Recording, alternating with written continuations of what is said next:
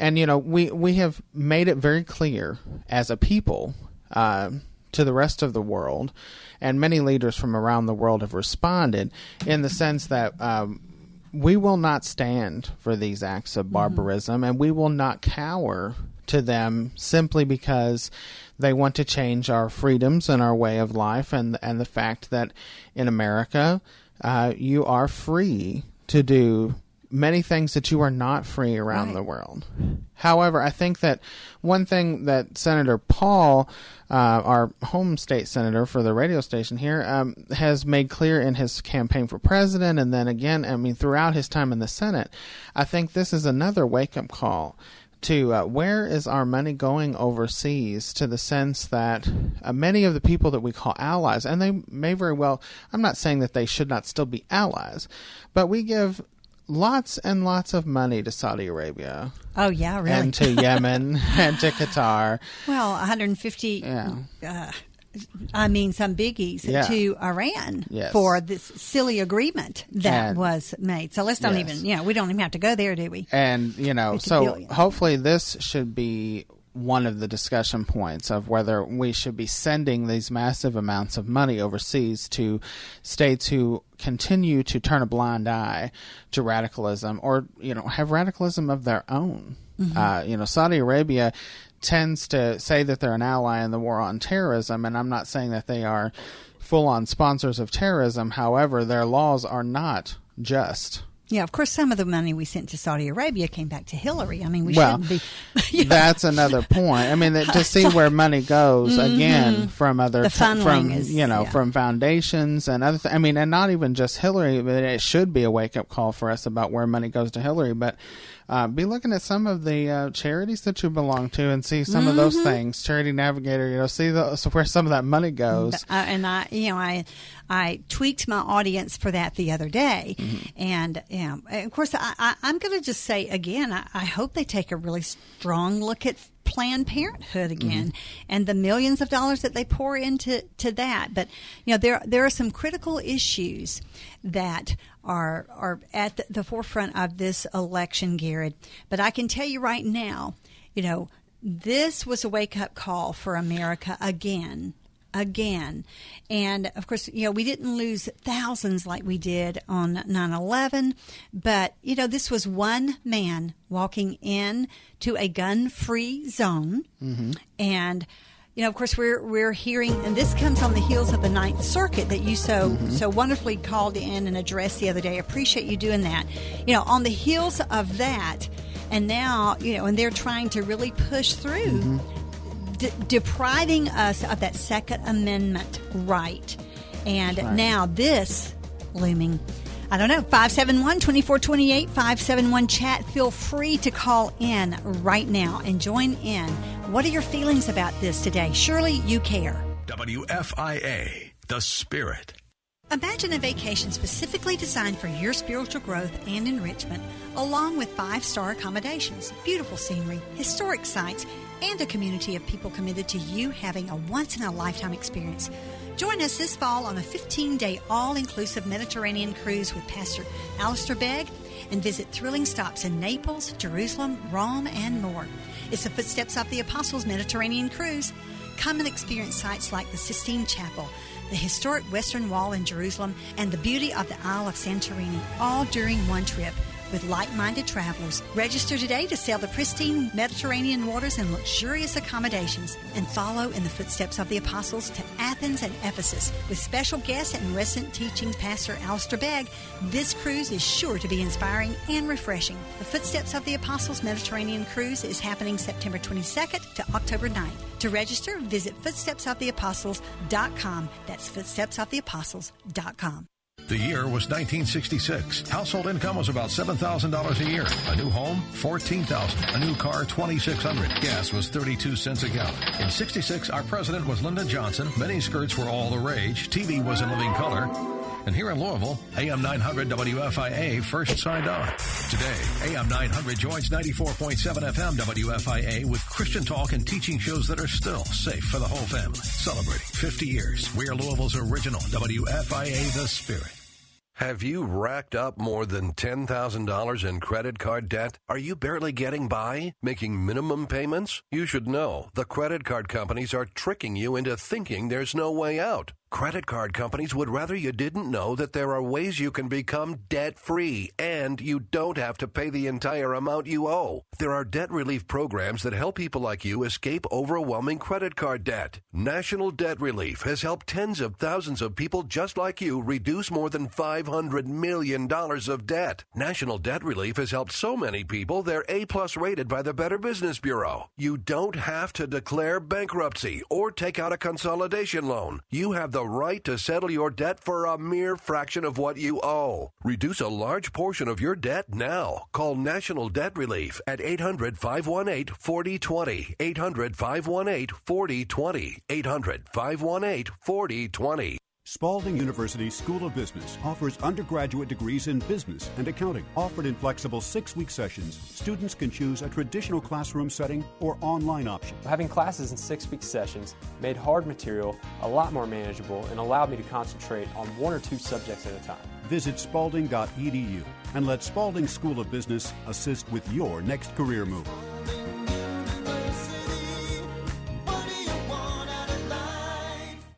You're listening to Just Ask Joyce on WFIA, The Spirit. Thank you so much for joining us today. Invite your call, 571-2428, 571-CHAT. We have Garrett Sivaking, our political strategist, on board today. And, we're talking about the election selection 2016 in general. But, a big focus of today's topics will, I'm sure, be Orlando. It is fresh on our hearts, fresh on our minds, and troubling, Garrett. It's really troubling. Yes. And I don't know if you saw. Let me read this first, because I did get a text from a listener, and I want to share this with the audience, and then we'll start our conversation on this. And if you would like to join in, you too can. This listener says, my heart has always been broken for homosexuals because they are less likely, if they are actively living the lifestyle, to accept Christ. My heart breaks for what happened in Orlando on a human scale. I feel compassion for anyone who suffers. It doesn't change how I feel about homosexuality. It is still wrong according to God and always will be, because God does not change. Another reason possibly for someone who is openly homosexual to realize that it is an additional risk they face, and they might want to check out Abba's Delight. And I just mentioned Abba's Delight earlier. And we need someone who is strong against terrorism, still voting for Trump.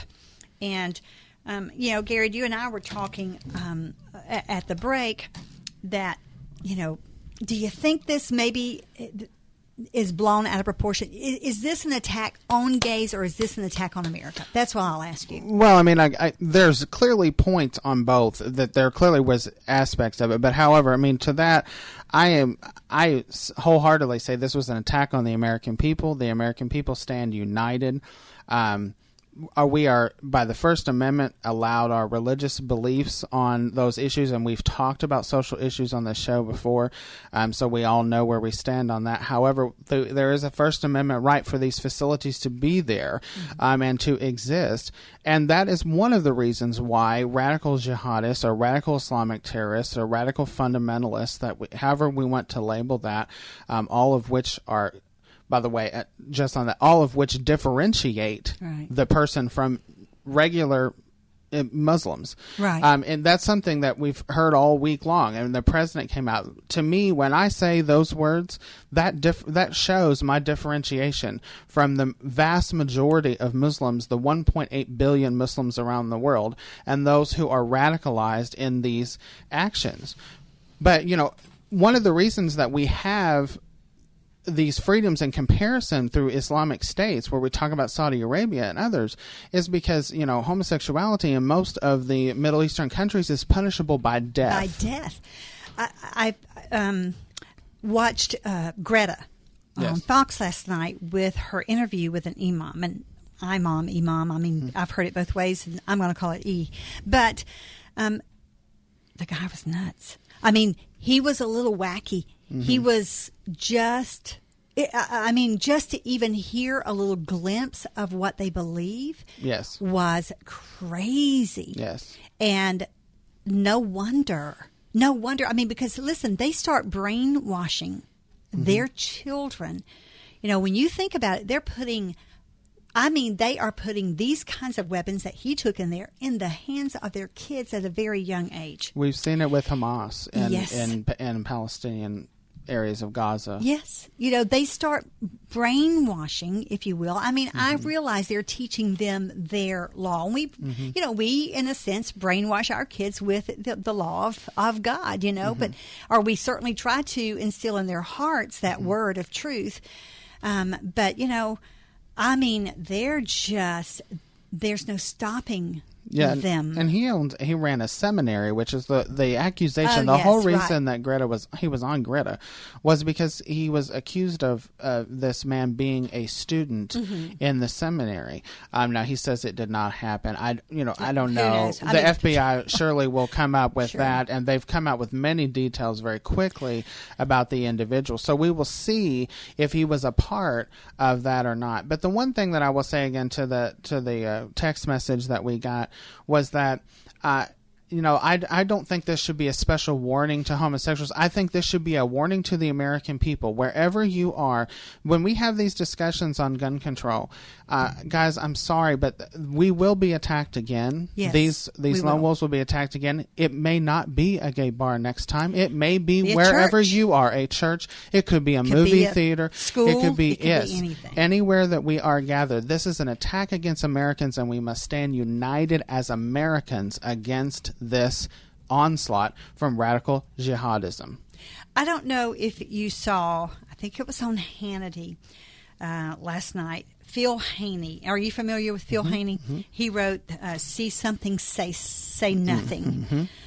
I'm telling you, Garrett, that was an eye-opener to me. And he was affiliated, he had a high position with CIA? Okay, Yes, I didn't CIA. want to mistake that. Yes. And in 2009, they were commanded, and to me that's an order, by the White House to abolish, delete, swipe, scrub, I think is the word that was used to all of the radical Muslim, the ones linked to radical terrorists. Yeah, I've heard him say that before. And they were demanded to delete those leads that they had.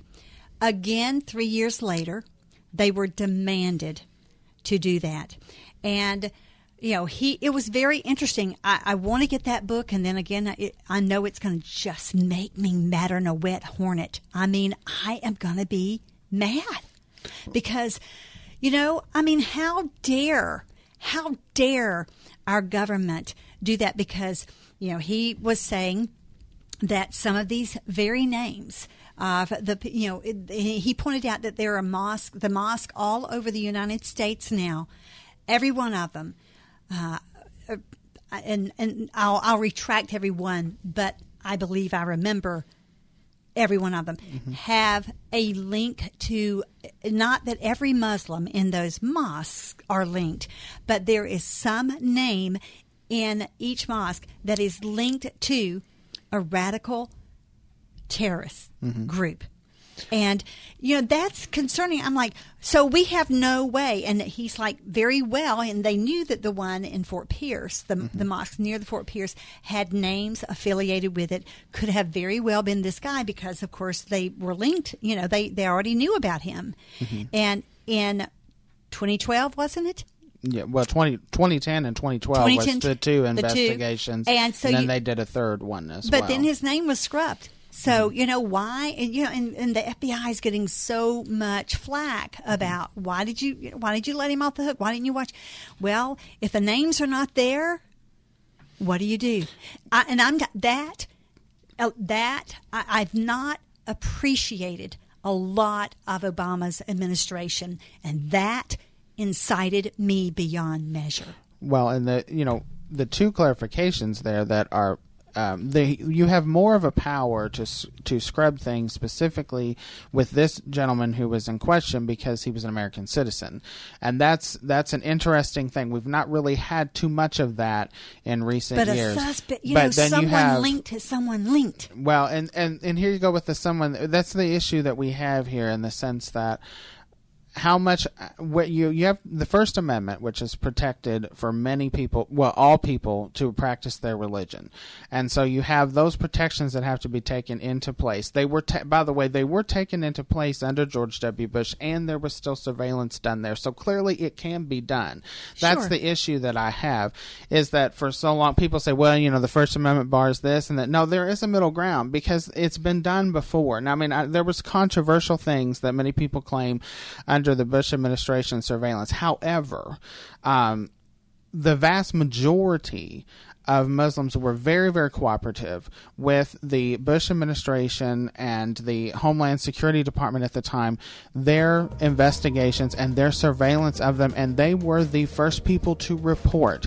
And so we need to use the Muslim, we need to use those in the Muslim community who are there to aid us, which we're not using them, and that's a huge problem right now.